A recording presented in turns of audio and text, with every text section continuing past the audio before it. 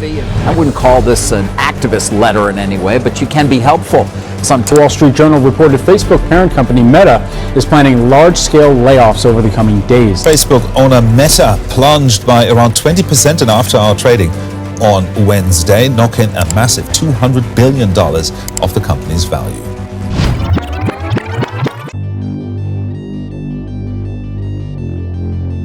Facebook, the 18-year-old multi-billion-dollar company, is falling.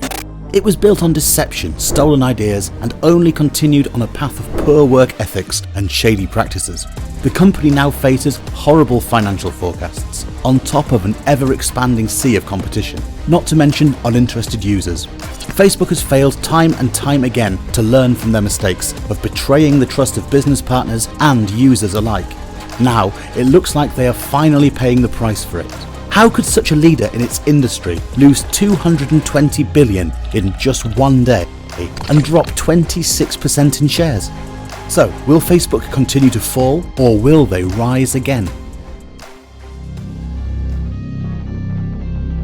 Back in 2004, the website Facebook was launched, the beginning of a whole new era. But was Mark Zuckerberg really the genius behind it all? The plain and simple answer is no.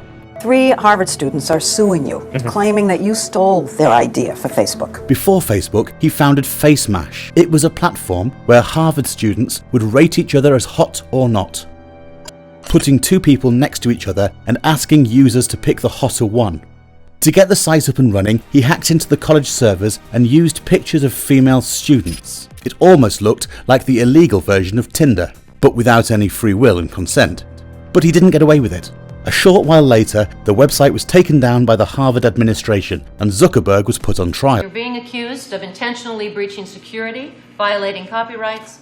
To this day, he does not acknowledge the harm he may have caused. Well, that sounds already more familiar to the Zuckerberg we all know, right? He risked expulsion, but the charges were ultimately withdrawn, so he had to decide on his next move. Ironically, after, he became known as the coding legend on campus and got to meet Divya Narendra and the Winklevoss brothers. They had begun the development of a social networking platform all the way back in 2002, which was earlier known as Harvard Connection and later ConnectU.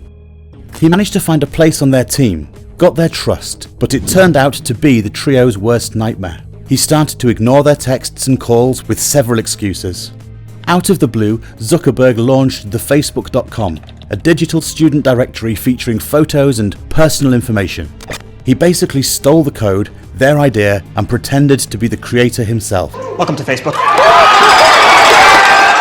But the Winklevoss brothers did not leave it at that. They sued Mark Zuckerberg on the 2nd of September 2004, and after a legal battle of 6 years, a settlement of $65 million was awarded to ConnectU.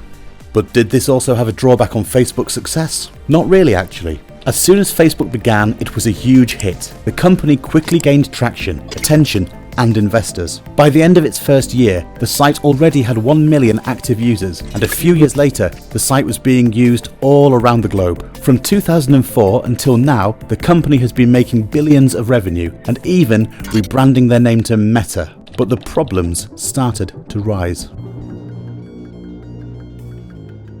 It's no secret that Facebook, along with Mark Zuckerberg, have been the centre of attention for both controversy and scrutiny. More specifically, in recent years, they've had a permanent spot in the hot seat because of their shady behaviour, which goes as far as inciting violence, the spread of harmful misinformation, and leaking personal data. The most notorious example being the Cambridge Analytica scandal. In 2014, the political campaign agency partnered with Alexander Kogan, a UK-based academic who was using Facebook data for research purposes. A 120-question survey was sent to around 300,000 Americans that seemed to probe personality, and in exchange, you earned around $5. So, what was the catch? Well, to fill in the test, you had to log in with Facebook. It was said to be only used for research purposes, but the opposite was true. Instead, Kogan developed a psychometric model, a sort of personality profile, and combined this with previous voter records. But not only the 300,000 Americans were affected, no, also their Facebook friends' data was leaked, which allowed Cambridge Analytica to gain unauthorized access to data of 87 million US users. But imagine that such a political agency is working for Donald Trump. who is running for presidency. What would that mean? Well, the data was used for political advertisements and targeted people in ways that campaign pitches would be tailored from person to person. It caused one of the biggest historical events, the 2018 presidential election of the United States, to be affected. Until now, a large share of people claim that Trump won the presidency because of the data they used. So, what was Facebook's role in all this? Well, Zuckerberg allegedly contributed to Facebook's lack of oversight of user data and helped draft misleading privacy agreements. Consequently, Congresswoman Alexandria Ocasio-Cortez has put Mark Zuckerberg on the spot while testifying before the House Financial Services Committee. It's no surprise anyway that the company has already had to pay billions for privacy scandals and gets sued every year again for new cases. So it may seem that Facebook just doesn't care so much, or did they just make a few mistakes but with good intentions? Well, of course this could not be further from the truth. Facebook tracks users' every movement on-site and off-site. It is not anymore about how you navigate on the platform, but also what places you visit, who you're friends with, or most important, what you purchase. It all started as an idea by connecting people, but turned out to be a stalker-like artificial intelligence software that wants you to spend money on ads and spies on you even when you are logged out. Despite the scandals, Facebook still posted a record profit of $6.88 billion in the last quarter of 2018. The company seemed unbeatable, but nothing lasts forever, as they say, which means that we have come to the interesting part. Facebook is losing, and it is a lot. On February the 3rd, 2022, Facebook lost over 26% in value on the US stock market, a loss of over $220 billion.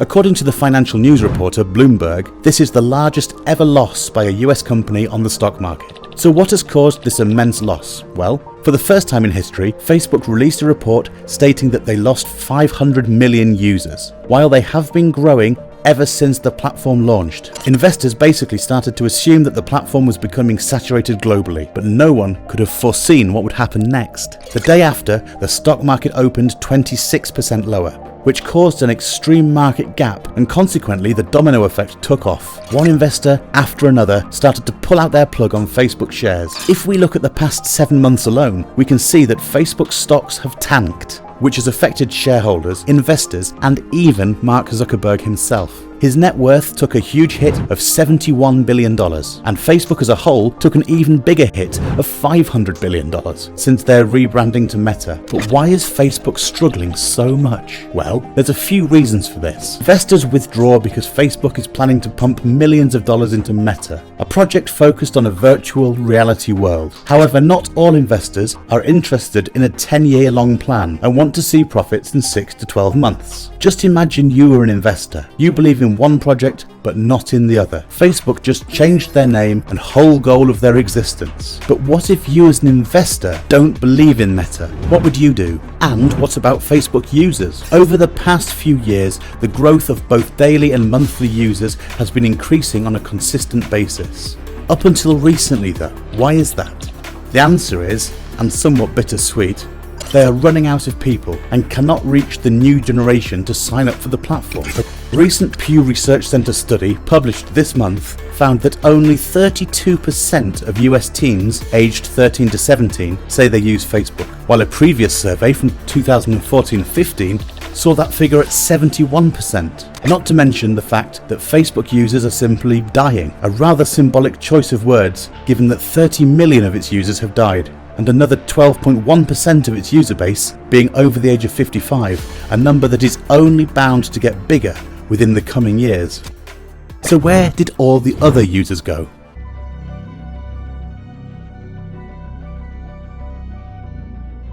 Recently, there has been a huge boom in the social network market, giving rise to other platforms such as TikTok, BeReal and Discord. People are no longer limited to a small array of features or a small variety of platforms that Meta has to offer, and they have more options. TikTok, for example, is focused on short content. It is able to quickly grab users' attention and hold them for those 10 to 60 seconds, making them scroll on for hours. On average, someone spends 10 minutes on TikTok, and only 5 minutes on Facebook. Many of its users belong to a similar age group, as 80% of users are between 16 and 34 years old. Moreover, their revenue stream increased by 142%, while Facebook's declined. And while Facebook may have a problem with daily users, TikTok has a daily engagement rate of 90%. While teenagers are not the only ones looking at other platforms, even people who grew up with Facebook are looking at other platforms. After all, people get mad about the fact that Facebook is only trying to recommend other people to you and hides your friends from your timeline. Facebook has basically exhausted the regions in which it can expand. They've run out of people who want to use their platform and are interested in their platform, which allowed competitors to simply just take over the market. So, what holds the future?